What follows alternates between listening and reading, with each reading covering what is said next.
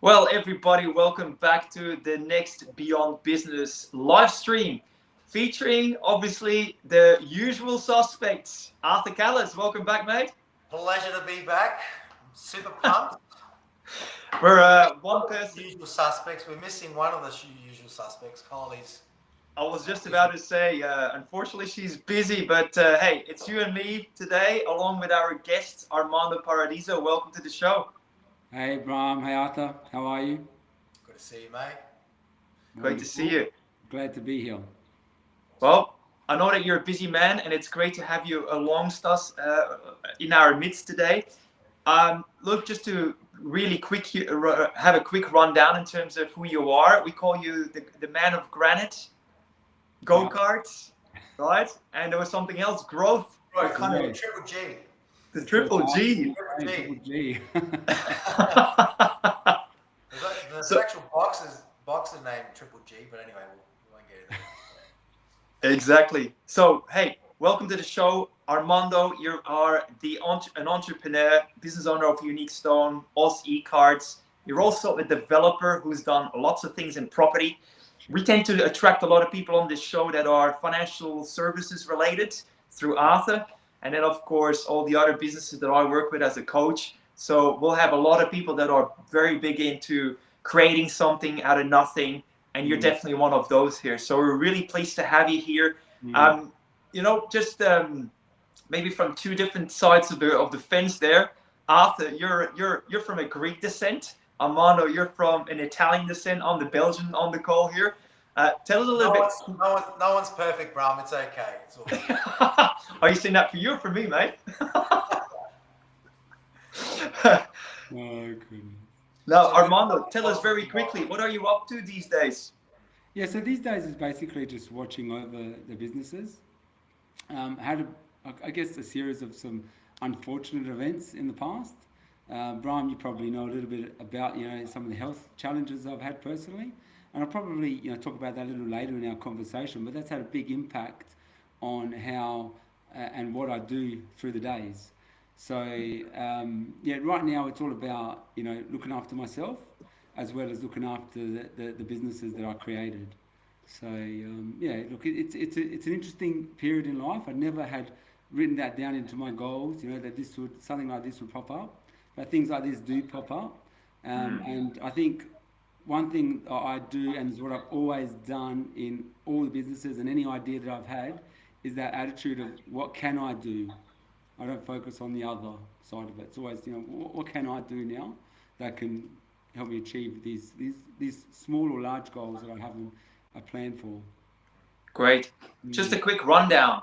Describe as like the size of your business, how many people, Sure. what sort of clients you work with, so that people have a bit of an Sure. understanding in the work you Absolutely. guys do. Yeah, no, great question. So, Unique Stone is 30 employees.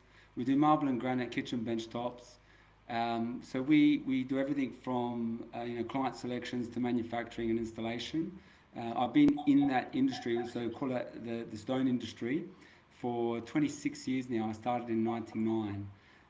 Started my own business when I was a young. So I reckon I was just turned 20 when I started my business.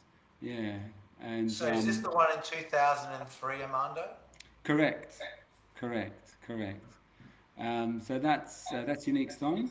Well, that was the stone industry I jumped into. I called it a different name before I started Unique Stone, which commenced in 2008. 8. Mhm. Yeah. That was a series of lessons learned and dealing with different personalities, different people. More recently, so in the last 6 or 7 years, I had an idea to start up another business. I always had ideas to do businesses and I guess being a little bit entrepreneurial in that sense and wanting to achieve these goals. And through the property investment channel came up, a commercial industrial property that I owned that I then rezoned. Had some challenges with tenants and so forth. So I thought, you know what? I've got a bit of a dream. I've got a dream, and my dream is to set up an indoor racetrack, and this facility could probably cater to that. So I had to go do the homework, do the legwork, um, get all my ducks in a line, so to speak, and work out that I can do this in this facility. And then the ball started to roll. And that business, Aussie Carts, has casual staff, but around 25 staff casually rotating, and that runs 6 days a week here in South Australia. So that they're the good side. Then the thing I've always done, and that's from when I was an employee back in '99, is started investing in property. So I started investing in property in 2000 as an 18-year-old, and just progressed from there. And how many properties have you done business with since without being a real estate agent? Look, I don't count, but I personally own several, well, let's say several properties because there's some in development, the subdivisions and so forth. And oh, very proud of that, and probably transacted, I'd say almost 100 properties. I'd say That's the almost. number I had in mind. Yeah, So, which is impressive. So well done, yeah, man. yeah. Thank Yeah. you. Sort I of. think it's the Italians and the Greek that are born with a brick in their stomach and they always want property, right? Yeah, we're heavily indoctrinated, and well done on keeping the stamp duty office very, very busy there, Yeah, Armando. that's right. That's right. No, property was never a thing that was in my family, to be honest. Like you talk about, the Italians and Greeks and so forth. Probably, being in the building industry back in the early 2000s, I saw a lot of those people in the industry and doing that sort of thing. But it wasn't part of my family culture to sort of do that. I just had a personal goal, and the goal was, it seems a little bit silly now, but as a teenager, I wanted to buy a Ferrari before I was 30. That was my personal goal. And sometimes it sounds silly to say, right? Because it's just material things now. But that was the personal goal I had, and I had to figure out, how am I going to do that? How can you do that? Because before that, the beliefs were instilled into me through my family that, you got to be a doctor or a lawyer or something in that type of profession, to go out and be successful. But there was one lesson I learned, and this has always remained in my mind at school. It was a teacher talking about just business in general. And then if you apply yourself to really anything, you can be successful in any part of your life if you choose to be. So you just have to And find the right path. we But have to say that Ferrari became a reality for you. yeah, that came to reality. So I ticked that box when I was 28 years of age. So, I was quite proud of that moment.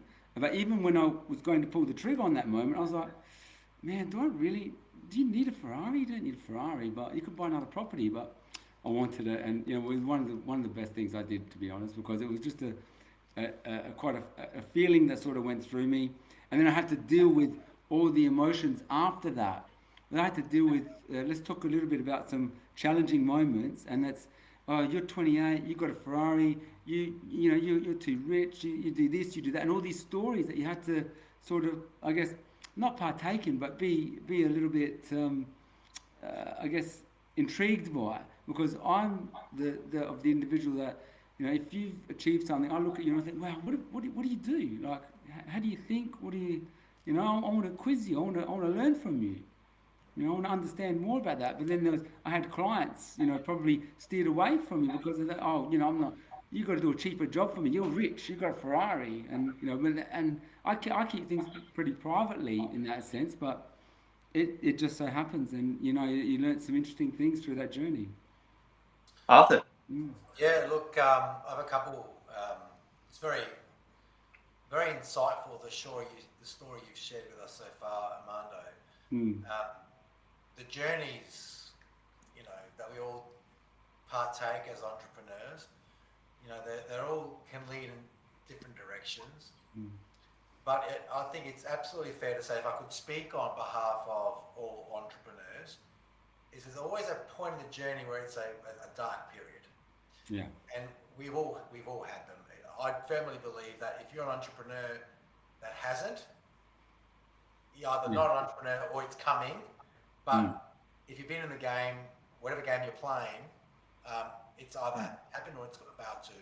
I've had multiple dark periods. Yeah. So the recovery is the interesting story.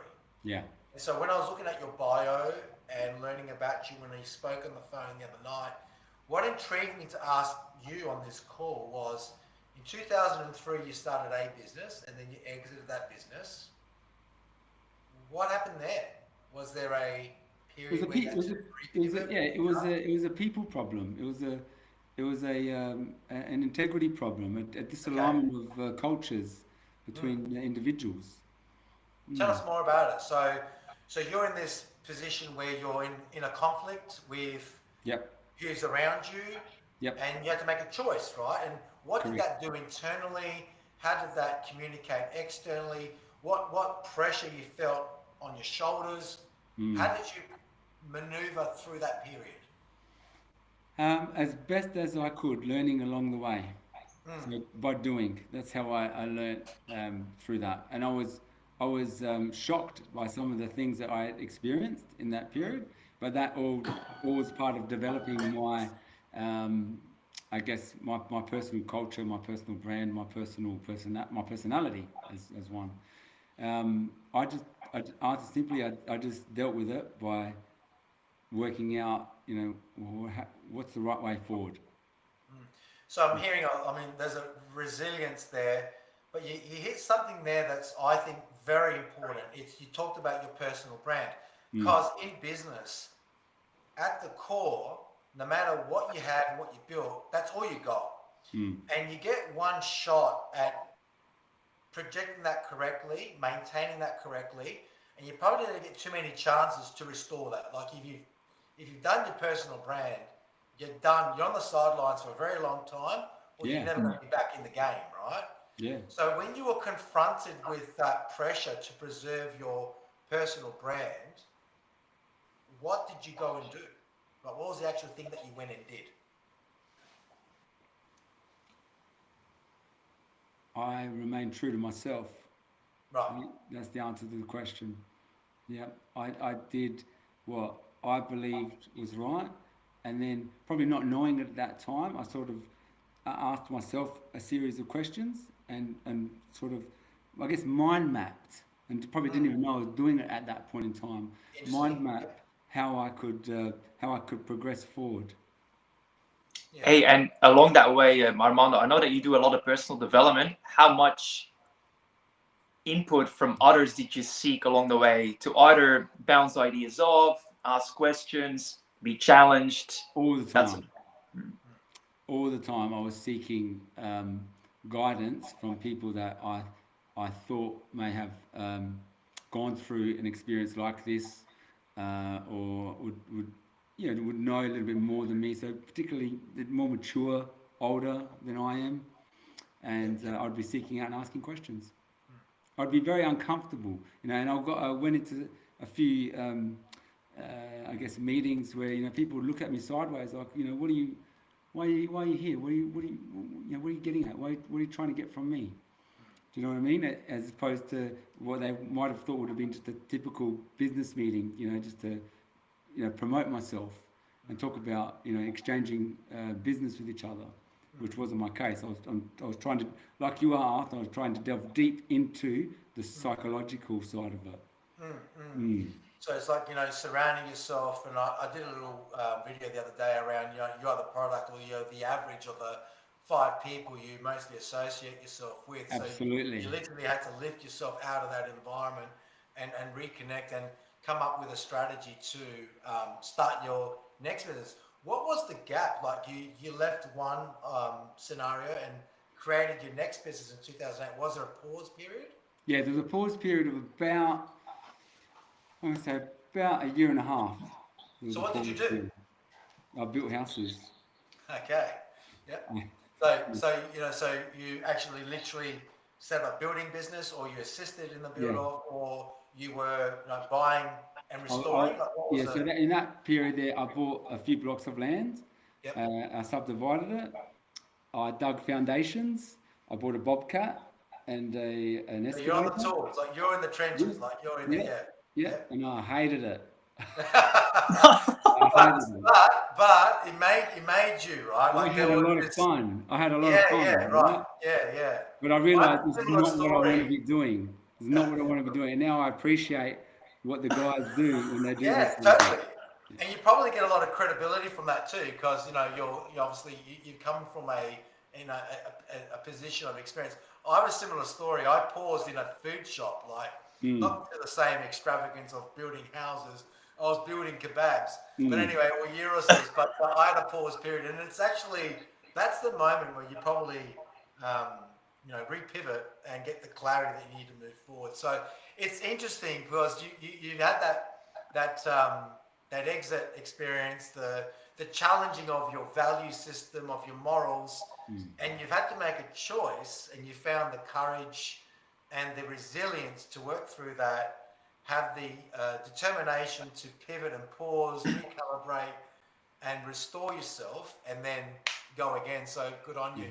The Thank you. other question I have, which is quite interesting, is we talk about scale and spinning off businesses that are in your circle of competency. And I'm sure you've done that. Obviously, you've got the granite business. Mm. You've got a go-karting business, which when you kind of hear it, you go, "How did that spin off?" And Yeah. you alluded to that how earlier with the acquisition of the warehouse, commercial Yeah. rezoning, etc. And I kind of see how you got there. But we're all looking for extracting more value out of our core competency business. Mm-hmm. And the way I see it is logically you kind of complement into spinning off into complementary services because you've got an audience that have like a homogenous set of needs, and you create some different channels within that circle of competency. Mm-hmm. Now, you've definitely done that in your ecosystem. Mm-hmm. Can you elaborate a little bit further on how you arrived to that and what were the considerations along the way? Because there's a really important message about scaling up, because a lot of people think scaling is just, moving some part of your process to a lower cost resource to deliver it. Whereas scaling up is also scaling up revenue through spin-off businesses that are complementary to your core. Yeah. So scaling of revenue versus the scaling down of costs. Yeah. Talk to me about that. So scaling. So both businesses, but I'll hone in on Unique Stone, and the way that I've done that is again, that continued applied, willingness to learn more and understand more, and it narrowed me down into creating a luxury brand that Okay, gives our clients an experience. nice. So that's an idea I had, I guess, several years ago, and then I had to work out, well, what type of work do I need to be doing? So it's conscious awareness of the type of work and the type of clients that I want to be working with, Yep, to then I guess target that yep. and focus on that, and then it shifted to around marketing towards that and sharing that vision and that idea with the people within my team. Yep. Mm. So it was a luxury brand born from your core brand. Is that correct? Yeah, so in the past, prior to that, everyone was Armando Paradiso. Oh, I want Armando Paradiso. Oh, Armando can do this. Armando can do that. Right. And I'm like, well, I got told years ago a business is a profitable enterprise that works without me. Sure. So Absolutely. why does everyone want a Mando? So I'm looking at, okay, this is what I could do, but I've got to teach people and lead people the way that I'd like my clients and my business to be treated. So that's been an uncomfortable space because I've had to disconnect myself, and more recently I've had to really disconnect myself from the business. This is actually a good time to actually also talk about the health stuff, because obviously Could probably sometimes lean life into it. throws a spanner in the wheels, Yeah, and then yeah, you got to be yeah. ready for it. If you're okay with that, yeah, I can lean into that now, definitely. So in around, I'm going to say probably around 2020, I thought, I guess I was pushing myself a little bit, but it was the start of 2023 that I got diagnosed with a condition called systemic sclerosis. And even when I got diagnosed, I was in denial. I really didn't want to believe it because I was still operating and working well. But from that point onwards, I've progressed pretty rapidly in some sense and had some serious challenges. And from the start of this year, I realised I really can't operate like I used to operate. My range in my like I look very different to what I looked like 5 years ago. I was, I'm going to say a little bit more like Arthur Bram, a little bit more, built, a bit more, stronger with the six pack and everything there are. But no, in all seriousness, I was a much different build, and this condition has tightened everything in my body and all my internal organs. Most, I guess, noticeably the esophagus, the gut, and the bowels. I've been really challenged by that. It's very difficult to hold a pen in my hands or a fork and knife, Oh wow. and even up to recently, even speaking was quite a challenge. My voice box would get quite tight and get very hard to talk. But thankfully, I've been blessed, and on the 30th of June, I had a procedure done, and they found that my lad artery in my front of my heart was over 80% blocked. So they put a stent in there to get that Yeah. blood flow back. Yeah. Great. So that's helped, but at the same time, this is very recent now, coming up to today. It has still progressed further, and it's you can see I'd really pick and choose my words. So using the word life threatening is difficult for me to say, but it's a reality. Like it's really having a significant impact on, I guess, myself, my family, and the people around me. So that's I guess been forced upon me to now look after myself. Where before, we always heard and I guess heard from people talking about, your health is your wealth and so forth. But because you got it, you sort of take it for granted. And even me saying this, penny won't drop with many people. They'll say, "Oh, you got it," but once we hang up from the call, I get on with my day and get on with my job. But that person's got to live with it, and that's the part that I didn't really get. I was always I appreciated that, but I just then got on with my job and my role, my thing. But I've always been, I guess, focused on giving as well, and some philanthropy side of things as well. Yeah. Well done on working through that, Amanda. You must have a very supportive family, and I mean, I want to Absolutely. acknowledge. I know that you've got, you're married, you have three beautiful children, nice spread of ages. The Mm. what I got from that, mate, was that's been enabled because you've been a great operator since 2008. Yeah. Right? So I think in business, we sometimes rest on our laurels. We may get a little bit complacent. We don't have the focus. Mm. And so the question I have for you is, looking back, and I didn't know you back then. I can Mm. imagine seeing you now and you describing your condition change since Mm. your was it something sclerosis Yeah, or yeah, systemic sclerosis. sclerosis. I can only imagine, your output naturally would become easier, would be a fair comment, Mm. right? You're naturally, so Yeah. you would have been absolutely tenacious, right? So 2008, you were tenacious, you're at it, but that's why you've got the ability now to actually have this balance because you put the hard yards in Yeah. for 10, 12, 13, 14 years Yeah. so that you have the business resilience to actually support your needs today. So Yeah. really the message there is if you're an operator of your own business, don't rest on your laurels. Push every day. Get the most out of yourself, the most out of your business. Lead, develop, Mm. grow. Because your best insurance Mm. is that investment in your business to give you the freedoms to then be able to choose. That's So right. you've got this magnificent opportunity where now you can be the mentor in your business, Mm. you're the coach in your business, you're providing people with avenues to grow and learn and prosper. Yeah. You've got your passion business, which is the go-karting. Yes. So the triple G, you've got the growth, you've Mm. got the go-karting, you've got the granite. You've developed a brand, a luxury brand. So you've Mm. untangled yourself from that brand. So then Mm. people see your business as a collective of talent rather than Mm. just the one person to deal with. Yeah. So it's quite an impressive journey, and it's because of all the hard work that you've done since 2008. So congratulations, mate, and Thanks, Nathan. well done on creating a vehicle that actually is able to build further wealth Mm. for your family.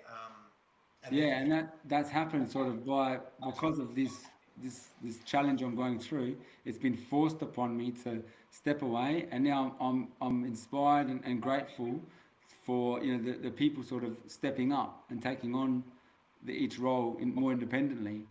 And Hey Armando, I'm curious with the what you mentioned earlier that you sought guidance from people that were more mature, more experienced than you to kind of learn from them and grow together with them. yes. No, because now you have been on your own journey and you have all your learning lessons and you have all that experience behind you. He's Mm. trying What to would you turn you say? into a coach, Armando. He wants to get you to become a coach.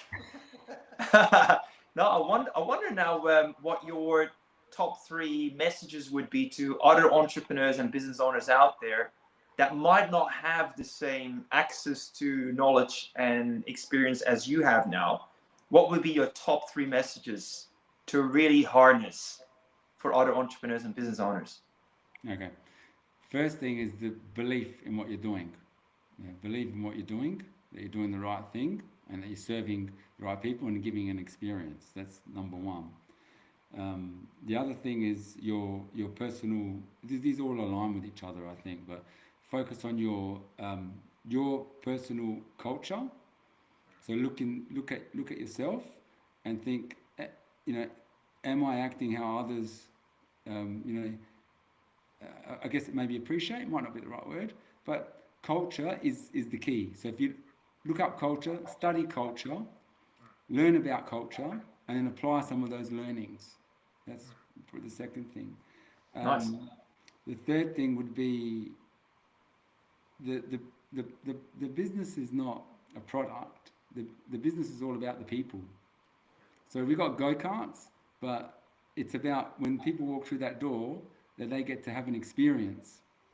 So the go-karts are just they're just there. With the granite bench tops are just everyone's got a kitchen bench top, but it's the experience that they get through that process. And that's the third thing, you know, is the people. We guess train and treat the people well, and that's your employees and your customers. Nice work, man. Arthur, Fantastic. shall we do a wrap up? Oh, look, the wrap up for me would be what's the next 10 years look like for Armando? What's the vision? Yeah, that's an emotional question. It's an emotional question because it's very challenged now. Very challenged. I'm dealing with a condition that doesn't have a cure associated with it. It can be quite aggressive and deteriorating. You know, I've got a vision for the next 50 years, so I'm striving for that. So you know, thank you for asking the question. The next 10 years, but it's all about getting better. It's all about focusing on my health and being around. Mm, Fantastic. thank you. Beautiful story. Well, I mean, 10 years is long enough to bring the children through the businesses as well. So maybe there's Yeah, some future CEOs there and there The definitely is. legacy and so continues. forth. No, it's great Absolutely. story. Good luck with everything, Amanda. Lovely to Thank meet you, you. Arthur. Very inspiring story, and you know, it's what I got away from this, Amanda, is the effort that you need to put into your business every day, because you never know what the next day can bring. Mm-hmm. Hey, and mate, we're so appreciative for you coming in on the show, knowing what you're going through now. And I'm so thrilled for you that you are surrounded with good people. I know how wonderful Kat is and the kids, You're right? one of those good people, Bram. Thank you. Mate, it's a pleasure to call you a friend, and I really appreciate your time today and you sharing your experience with others. My pleasure, guys. I hope there's been some key takeouts for people here. Good on you, Amanda. Thank you so much. Nice to meet you. And the next time I'm in Adelaide, we'll catch up. Love to. Awesome. All right. Thanks, Bram. Great guest. Thanks, Amanda. Thank you, guys. Thanks, everyone.